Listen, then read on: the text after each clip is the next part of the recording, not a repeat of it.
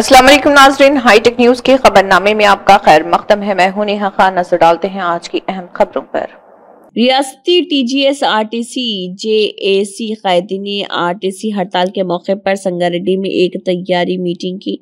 TGS RTC रियासती JAC लीडरों का कहना है कि अगर हुकूमत इस्तीफा नहीं देती है तो वो 7 तारीख से आरटीसी हड़ताल का सायरन बजाएंगे। 7 तारीख से आरटीसी हड़ताल की तैयारी का इजलास मुनक़िद हुआ। संगारेड्डी जिले मरकज में टीजीएसआरटीसी जेएसी संगारेड्डी डिपो ने 7 तारीख से होने वाली आरटीसी हड़ताल के लिए एक तैयारी मीटिंग का एहतमाम किया, क्योंकि आरटीसी को रियासती हुकूमत के साथ ज़िम्म करने की बारहा दरख्वास्तों के बावजूद हुकूमत ने आरटीसी इंतजामिया के ज़िद्दी मौक़िफ़ का कोई जवाब नहीं दिया। अपने जायज़ मुतालबात के हल के लिए हड़ताल का नोटिस देने के बाद भी हुकूमत ने ताहाल कोई जवाब नहीं दिया। RTC employees union general secretary ఈరోజు మే 7 నుండి జేఏసీ ఆధ్వర్యంలో రాష్ట్ర వ్యాప్తంగా సమ్మెకు పోవడానికి మేము డిసైడ్ చేయడం జరిగింది। ఆ సమ్మెలో పాల్గొనడానికి కార్మిక వర్గాన్ని చైతన్యం చేయడానికి ఈరోజు మరి సంగారెడ్డి డిపోకు వచ్చి సంగారెడ్డి ఈ యొక్క హాలులో సమావేశం ఏర్పాటు చేసుకోవడం జరిగింది। దీంట్లో మేము ప్రధానంగా ప్రభుత్వానికి యాజమాన్యానికి విజ్ఞప్తి చేస్తున్నాము। ప్రభుత్వం ఇచ్చిన హామీలు ఏవైతే ఉన్నాయో ఎన్నికల మేనిఫెస్టోలో పెట్టినాయి, ప్రభుత్వంలో విలీనం చేస్తామన్నారు, అది విలీనం చేయమని అడుగుతున్నాం। అదేవిధంగా 2021, 2025 రెండు వేతన సవరణ మాకు బాకీ ఉంది। ఆ 2 వేతన సవరణలో కనీసం 2021 వేతన సవరణ 30% తగ్గకుండా ఆ వేతన సవరణ చేయాలని చెప్పేసి కూడా మేము అడుగుతా ఉన్నాం। అదేవిధంగా ప్రైవేట్ ఎలక్ట్రిక్ బస్సులను తేవడం వలన ఉద్యోగ ఉపాధి అవకాశాలు కోల్పోతున్నాయి। డిపోలు మొత్తం ప్రైవేట్ సంస్థలకు దారం చేస్తున్నారు కాబట్టి ఆ డిపోలను ఒప్పజెప్పేటువంటి చర్యలు విడనాడి ఆ ప్రైవేట్ ఎలక్ట్రిక్ బస్సులను ప్రభుత్వమే కొనుగోలు చేసి ఆర్టీసీ సంస్థలకు అందియాలని చెప్పేసి కోరుకుంటున్నాం। అదేవిధంగా 16,000 మంది ఈ ఆర్టీసీలో పదవి విరమణ పొందారు గత 10 సంవత్సరాల కాలంలో। వారి ఖాళీలను భర్తీ చేసి కార్మికులపై మోపిన అధిక పరిమాణాలను తగ్గించాలని చెప్పేసి మేము కోరుతా ఉన్నాం। అదేవిధంగా యూనియన్ల పైన ఆంక్షలు విధించడం జరిగింది। యూనియన్ల మీద ఆంక్షలు ఎత్తివేసి గుర్తింపు సంఘం కార్మిక సంఘాలతో ఎన్నికలు మరి చేపట్టాలని చెప్పేసి, అదేవిధంగా కార్మికులు ఎదుర్కొన్నటువంటి 23 డిమాండ్లు పెట్టాం। ఆ 23 డిమాండ్లను చర్చలకు పిలిచేసి ప్రభుత్వం సానుకూలంగా స్పందించి మా సమస్యలు పరిష్కరించాలని కోరుకుంటున్నాం। లేని ఏడల మే 7వ తారీఖు నుంచి సమ్మె ఏదే విధంగా జరుగుతుంది। దాంట్లో భాగంగా రేపు 5వ తారీఖు నాడు కార్మిక కవాత్ అనే కార్యక్రమం పెట్టాం। ఆర్టీసీ కళ్యాణ మండపం నుండి బస్ భవన్ వరకు మరి వందలాది మంది కార్మికుల చేత కార్మిక కవాత్ కార్యక్రమం పెట్టాం।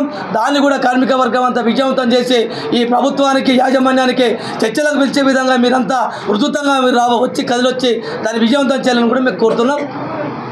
తెలంగాణ మజదూర్ ప్రధాన కార్యదర్శి టీఎంయు వైస్ చైర్మన్, ఆర్టీసీలో జేఏసీ వైస్ చైర్మన్, ఆర్టీసీలో ఉన్నటువంటి సమస్యలు, యాజమాన్యం పెట్టినటువంటి ఇబ్బందులు, కష్టాలు, పనిభారము, ఈ విపరీతమైన పని గంటలు, ప్రమోషన్ లేకపోవడము, అట్లాగే రిక్రూట్మెంట్ లేకపోవడము, ఇవాళ సంక్షేమ పథకాల డబ్బులన్నీ సిసిఎస్ కావచ్చు, పిఎఫ్ కావచ్చు, ఎస్బిటి, ఎస్ఆర్పిఎస్ డబ్బులన్నీ కూడా దాదాపు 700 కోట్లకు పైగా ఇవాళ ఆర్టీసీ యాజమాన్యం వాడుకొని కార్మికులు ఇవ్వకపోవడం వల్ల ఆర్థిక ఇబ్బందులు, అట్లాగే పిఆర్సీ లేకపోవడం, బకాయిలు లేకపోవడం, ఇవాళ 2017 పిఆర్సీని రిటైర్డ్ అయిన వాళ్ళకి ఇవ్వకపోవడం, రిటైర్డ్ అయిన వాళ్ళ డబ్బులు 2022 నుంచి పెండింగ్ ఉండడం, అట్లాగే కోట్లాది రూపాయలు ఇంకా రిటైర్డ్ అయిన వాళ్ళకి ఇవ్వాలి, ఆఫీసర్లకు ఇవ్వాలి, సూపర్వైజర్లకు ఇవ్వాలి, ఆర్టీసీ ఉద్యోగులకు ఇవ్వాలి। ఇవే కాకుండా ఈరోజు రిటైర్డ్ అవుతున్న వాళ్ళకు కూడా ఇచ్చే పరిస్థితి లేకుండా యాజమాన్యం కేవలంగా సజ్జనార్ గారు వచ్చిన తర్వాత ఇష్టారాజ్యంగా చేసి యూనియన్లు లేవు అనే నెపంతో ప్రభుత్వాలను కూడా తప్పు పట్టించి ఇవాళ కార్మికులను నిర్బంధంలో చేయించడం వల్ల మరణాల సంఖ్య పెరిగింది, అటార్ మరణాలు జరుగుతూ ఉన్నాయి। కాబట్టి ఇవాళ మేమంతా కూడా 7 సంఘాలు ఒకటై ఇవాళ విశాల ఐక్యత కోసం ట్రై చేసి 7 సంఘాలు సమ్మె నోటీస్ ఇచ్చినాం। సమ్మె నోటీస్ ఇచ్చిన సంఘాలే ఇవాళ ఇక్కడ ఉన్నాయి। 1-2 సంఘాలు సమ్మె నోటీస్ ఇవ్వకుండా కార్మికుల్లో తాత్సారం చేస్తూ ఉన్నాయి, ఇబ్బందులు పెట్టే పరిస్థితి చేస్తూ ఉంది। అటువంటి వాళ్ళ కార్మికులు తగిన ముందు చెప్పే పరిస్థితి తీసుకురావాలని చెప్పి మీ ద్వారా కోరుతా ఉన్నాం। ఇవాళ యాజమాన్యం ఒక దిక్కు ఇబ్బంది పెడితే గత ప్రభుత్వం మమ్మల్ని నిలువున ముంచింది కాబట్టి ఈ ప్రభుత్వం వచ్చేటప్పుడు మేనిఫెస్టోలో శ్రీధర్ బాబు గారి మేనిఫెస్టోలో 6 అంశాలు పెట్టాను।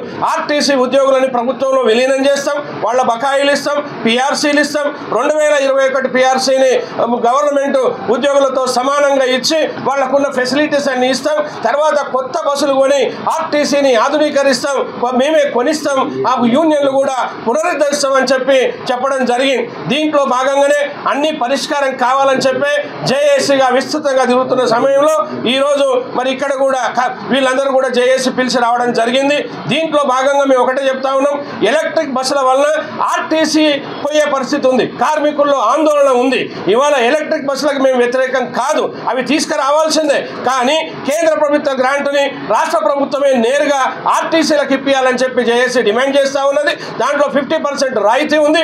50% రాయితీ ఆర్టీసీకి ఇస్తే బస్సులు ఎక్కువ వస్తాయి. ఇవాళ వాళ్ళు కేవలం కిలోమీటర్కి 59 రూపాయలు తీసుకొని డిపోలు కూడా వాళ్ళకి దారాదత్తం చేసి పవర్ పాయింట్లు పెట్టి వాళ్ళే ప్రైవేట్ సిబ్బందితో చేపించడం వల్ల భవిష్యత్తులో ఆర్టీసీ ఉండదు. ముఖ్యమంత్రి గారు ఏం చెప్తా ఉన్నారు, రాబోయే రోజుల్లో ఇండియాలో నెంబర్ 1గా నేను పొల్యూషన్ లెస్సులు బస్సు తెమ్మని చెప్తా ఉన్నాం. కానీ ఆర్టీసీ మనగడలో బస్సులు ఉండాలి, ఆ గ్రాంట్ మనకే ఇప్పకపోతే ఆర్టీసీ నిర్వీర్యమైపోతుందనే ఆందోళన ఉన్నది. కాబట్టి ప్రభుత్వం ఆలోచించాలని చెప్పి తెలియజేస్తూ ఎట్టకేలకి ముఖ్యమంత్రి గారు, గౌరవ ముఖ్యమంత్రి మొన్ననే మేడే సందర్భంగా చెప్పారు, ఆర్టీసీ వాళ్ళు తప్పకుండా చేస్తాం, ఆలోచించండి, మీకు ఇట్లా ఉన్నాయని చెప్పినందుకు స్వాగతిస్తున్నాం, మేము కూడా ఆలోచన చేస్తాం. పొన్నం ప్రభాకర్ గారు కూడా, గౌరవ మంత్రి గారు కూడా చెప్పారు. కానీ ఇవాళ చూసినట్టుంటే మీరే రండి, ఎప్పుడైనా రండి, తలుపులు తెలిసి ఉంటాయంటే అది సమంజసం కాదు.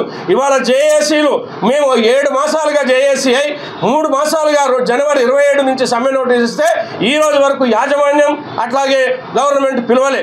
ఇప్పుడు జరుగుతున్న పరిణామంలో గౌరవ ట్రాన్స్పోర్ట్ మినిస్టర్కి నేను రిక్వెస్ట్ చేస్తా ఉన్నా, జేఏసీగా మీరు పిలవండి, మాకు టైం ఇవ్వండి, ఏ టైంలో రమ్మంటే ఆ టైంలో రావడానికి సిద్ధంగా ఉన్నాం, ఎప్పుడు పడితే అప్పుడు రండి అనేది భావ్యం కాదు. కాబట్టి గౌరవ ముఖ్యమంత్రి కూడా మీ ద్వారా చెప్తున్నాం, మేము కాంగ్రెస్ పార్టీకి వ్యతిరేకం కాదు. ఇవాళ కాంగ్రెస్ పార్టీని గెలిపించడం, ఓట్లేసినాం, మీరు వాగ్దానం చేసినారు. కాబట్టి ఆర్టీసీని ఆదరించండి, సమస్యల పరిష్కారం, సంస్థ పరిరక్షణ, తెలంగాణ ప్రజలకి మెరుగైనటువంటి సేవలు అందించే భాగ్యాన్ని ప్రసాదించమని చెప్పి జేఏసీగా కోరుతా ఉన్నాం.